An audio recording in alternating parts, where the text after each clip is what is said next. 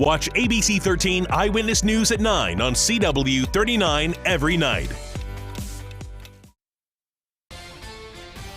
It is 5:42 in the morning, and welcome back, everyone. A joke by a juror in the Kyle Rittenhouse trial leads to their removal. A court security officer reported that the man told a joke about the police shooting of Jacob Blake, which set off protests in the Wisconsin city where Rittenhouse is accused of shooting 3 people. The juror later told the judge that he did not want to repeat the remarks and they had nothing to do with the Rittenhouse case. The judge says it is, quote, clear that the appearance of bias is present and it would seriously undermine the outcome of the case, end quote. Then that juror was dismissed from the trial. In another courtroom, this time in Georgia, before the trial even started, issues of race are dominating the case involving 3 white men charged for chasing and killing Ahmaud Arbery. That's because the judge for the case will swear in the jury of 11 whites and only 1 black man for opening statements. The judge has already said that he agreed with prosecutors that the exclusion of other black potential jurors appeared to be, quote, intentional discrimination, end quote. But he also said Georgia law limited his authority to intervene after defense attorneys stated non-racial reasons for cutting jurors. And again, quite a few African-American jurors were excused through preemptory strikes exercised by the defense. But that doesn't mean that the court has the authority to reseat simply, again, because there's this prima facie case, because we see it.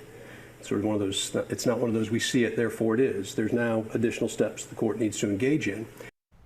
Well, the judge says the group used to narrow down that final jury had included 12 potential jurors who were black. Prosecutors were allowed to strike a dozen people from the jury pool, and defense lawyers got to cut about 24 people as well. Funeral services for retired General Colin Powell will be held today at the Washington National Cathedral. A Vietnam combat veteran, he rose to become the first black chairman of the Joint Chiefs of Staff and the first black Secretary of State. His family says his immune system had been compromised by multiple myeloma, a blood cancer for which he had been undergoing treatment. He had also been vaccinated against the coronavirus but died of complications from COVID-19 last month. He was 84 years old. American Airlines is giving employees more time to get vaccinated, and Texas is expanding truck driver license testing to 6 days a week in response to a nationwide shortage.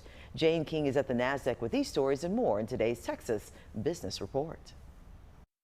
Good morning. Live Nation is making money again after about 2 years of pandemic-led losses. The company is now selling out faster than ever for events. Higher ticket prices account for much of the company's profits. The company is also selling more premium and VIP tickets. Well, the value of a NASCAR Cup Series team charter has doubled from $6 million to $12 million since last year, according to Sports Business Journal's. Fox Business says the charters guarantee the NASCAR Cup Series team's entry into every race. NASCAR has seen a rise in interest as the launch of a new car approaches in 2022. Well, stocks hit more records yesterday. The S&P 500 and the NASDAQ gained, but the Dow fell about 33 points. Well, 66% of black borrowers say they regret taking out student loans. The ongoing pandemic has only worsened this situation. 86% of black college students take out federal loans to attend 4-year colleges, compared to 60% of white students. And AMC is entering the packaged food market. It will begin selling its popcorn at mall kiosks, supermarkets, and convenience stores next year. The plan is to open retail stores after that. The movie theater chain has been seeking to diversify its revenue in the wake of the pandemic. From the NASDAQ market site, I'm Jane King with your Morning Business Report.